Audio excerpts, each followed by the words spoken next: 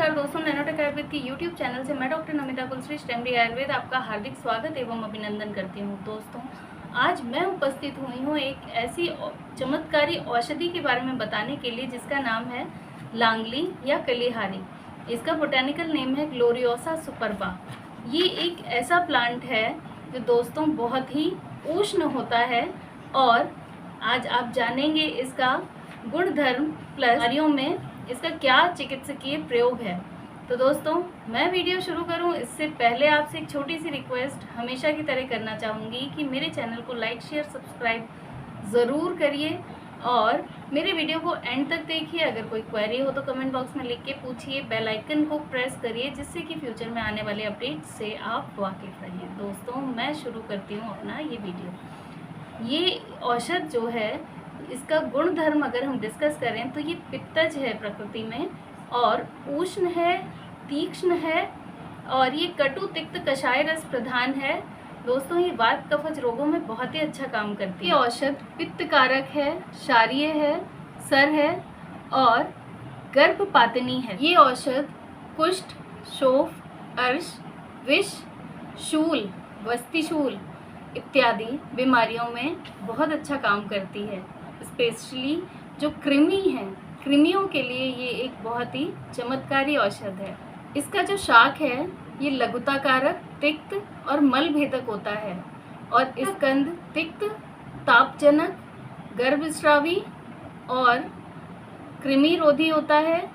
ये वामक होता है, विरेचन करवाता है, ज्वर रोधी होता है, रसायन होता है और बल्य होता है और शोथनाशक भी होता है। इसके विभिन्न अंश में एक ऐसा केमिकल रहता है जो कॉल्चिसिन की तरह काम करता है।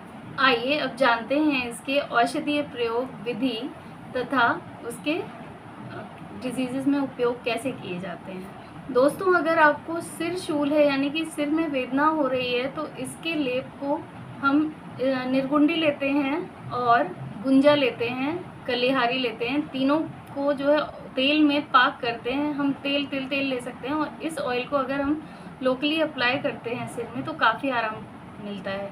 अगर आपको गंजापन यानी कि एलोपेशिया एरियाटा है तो हम क्या करते हैं, कलिहारी के पत्तों का और कनेर के पत्तों का रस मिला के हम जहाँ पे है दिक्कत वहाँ पे हम अप्लाई करते हैं तो काफ़ी आराम मिलता है। अगर आपके सर में लाइस है, जुएँ हैं तो हम कलिहारी के पत्तों का स्वरस लोकली अप्लाई करते हैं। आप कमाल देखेंगे कि सारे कृमियों का ये नाश कर देता है।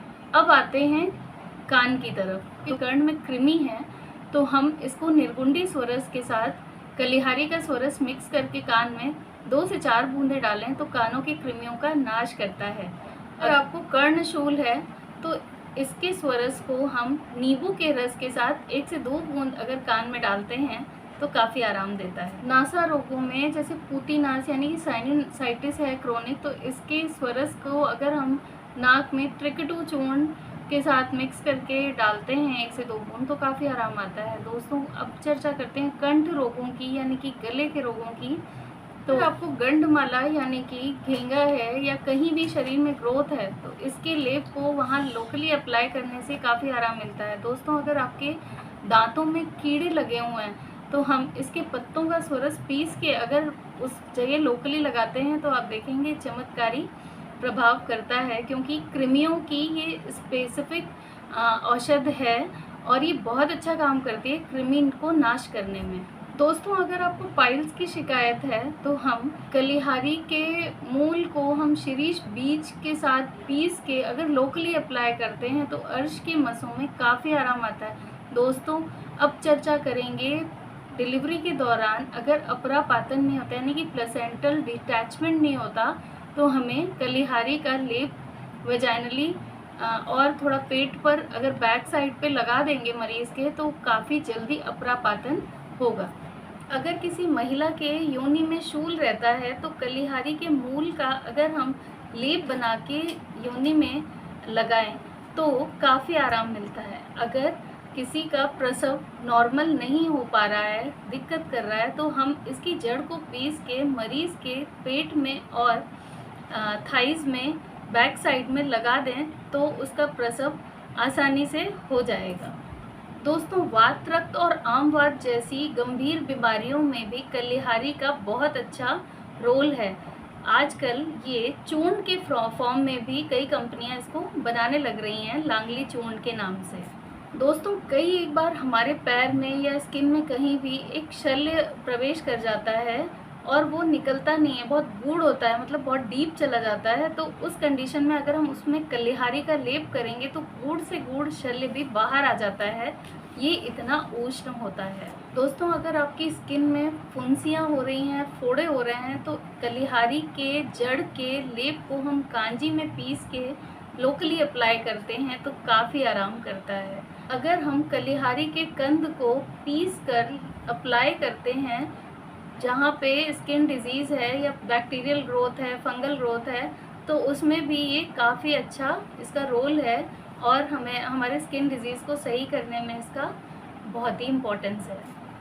पामा यानी कि सोराइसिस और श्वेत कुष्ठ जैसी बीमारियों में भी अगर हम इसके कंद को पीस कर इसका लेप करते हैं तो बहुत अच्छा और जल्दी आराम मिलता है। महिलाओं को जनरली योशा अपस्मार यानी कि हिस्टेरिया की शिकायत होती है। उसमें अगर हम इसके कंद का स्वरस उनको 5 से 6 बूंद पीने के लिए देते हैं, उसमें ये काफ़ी अच्छा काम करता है। अगर हम कलिहारी कंद को पीस के लगाते हैं तो जो तंत्रिका तंत्र विकार हैं उसमें काफ़ी आराम मिलता है। अगर आपको आम वातिक ज्वर यानी कि कपकपी देकर बुखार चढ़ता है, सर्दी लगती है, उसमें भी इसका बहुत ही अच्छा रोल है क्योंकि ये बहुत ही उष्ण होता है। दोस्तों, शोथ एक कफज विकार है और अगर हम उसमें कलिहारी के कंद का पीस कर और उसका हम लेप लगाते हैं गुनगुने जल के साथ तो शोथ में काफ़ी आराम मिलता है। दोस्तों, विष चिकित्सा में भी इसका बहुत ही अच्छा रोल है क्योंकि ये बहुत ही अच्छा कृमिनाशक है। तो इसको अगर हम लोग इसके कंद को पीस के लोकली अप्लाई करते हैं जहाँ पे हमें कीट दंश हुआ है यानी कि किसी कीड़े ने काटा है या किसी सर्प दंश है, एक सांप ने काटा है, वहाँ अगर हम लोग इसको लगाते हैं तो हमें बहुत ही चमत्कारिक लाभ मिलते हैं। उस जगह में पेन नहीं होता है और मरीज़ को काफ़ी राहत मिलती है। तो दोस्तों, ये तो था आज का मेरा ये video dedicated to the plant लांगली। आपको कैसा लगा मुझे कमेंट बॉक्स में लिख के ज़रूर बताइएगा और आपकी कमेंट्स का मुझे हमेशा इंतज़ार रहता है। दोस्तों, हेल्थ अपडेट्स के लिए हमेशा मेरे से जुड़े रहिए और अगले वीडियो का वेट करिए। तब तक के लिए नमस्कार।